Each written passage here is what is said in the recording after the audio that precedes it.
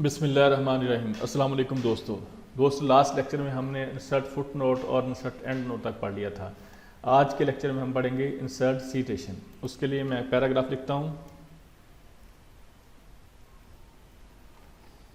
Citation का क्या मतलब होता है कि अगर हम कोई बुक वगैरह लिख रहे हैं, कोई नोट्स लिख रहे हैं, या फिर आप कोई असाइनमेंट बना रहे हैं स्कूल की, कॉलेज की, यूनिवर्सिटी की, या आप किसी को ऑनलाइन आर्टिकल वगैरह लिख कर दे रहे हैं, किसी किस्म का भी आप काम करते हैं, तो उसमें आपकी जो सिटेशन है इसका इस्तेमाल होता है। सिटेशन का मतलब ये होता है कि अगर फ़र्ज़ करें अब फर्ज मैं सिटेशन है, यहाँ पे हम जो जब इस ऑप्शन पे क्लिक करेंगे तो सबसे पहली ऑप्शन हमारे पास आएगी ऐड न्यू सोर्स। तो आपके सामने ये देखिए मैंने 3 पैराग्राफ लिखे हैं, 1 2 3। तो अगर हम फर्ज मैं इसी को हम कंट्रोल सेलेक्ट करने पर कंट्रोल C और फिर कंट्रोल V कर देते हैं, यानी कि कॉपी पेस्ट कर लेते हैं।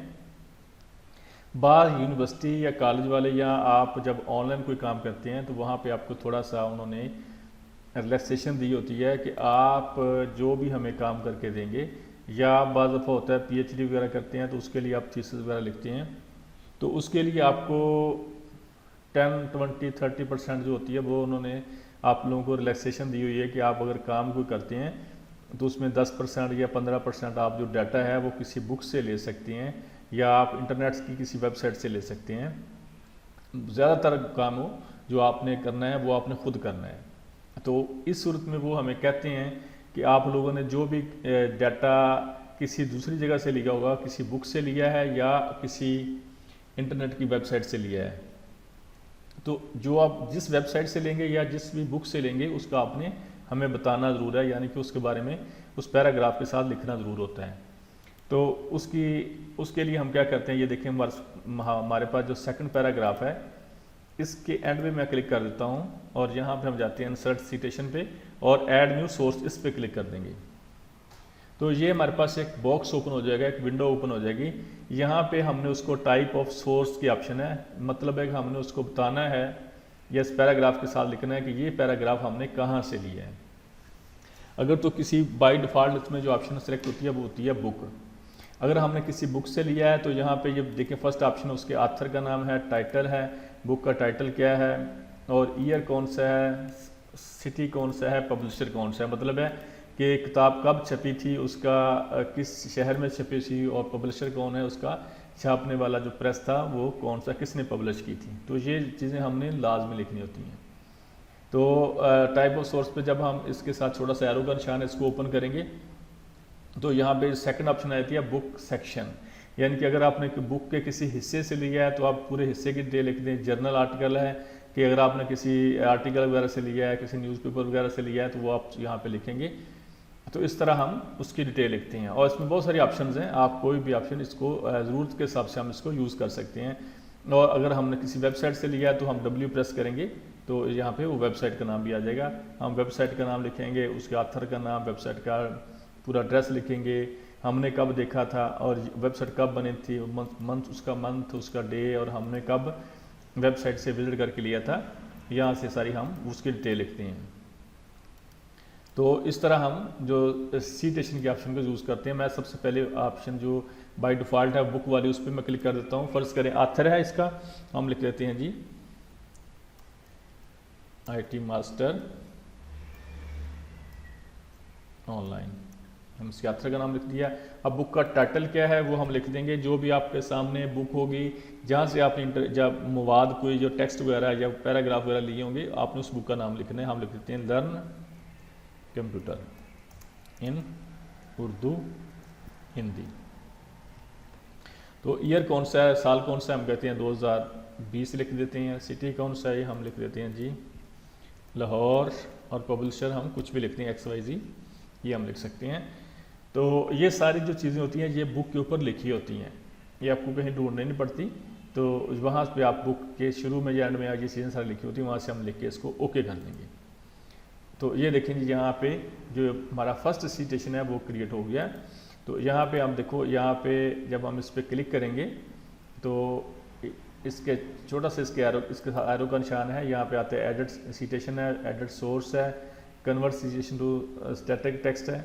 यानी कि हम इसको टेक्स्ट में भी कन्वर्ट कर सकते हैं। अगर हमने इसको एडिट करना है, इस पर क्लिक कर देंगे और यहाँ पे हम इसको अभी एडिट सोर्स पे क्लिक कर देंगे तो ये देखिए हमारे पास सारी ऑप्शन आ जाएंगे, जो भी हमने बनाया था वो सारा यहाँ पे शो हो जाएगा। हम इसको ओके कर देते हैं, हमारा जो पहला सीटेशन है वो क्रिएट हो गया।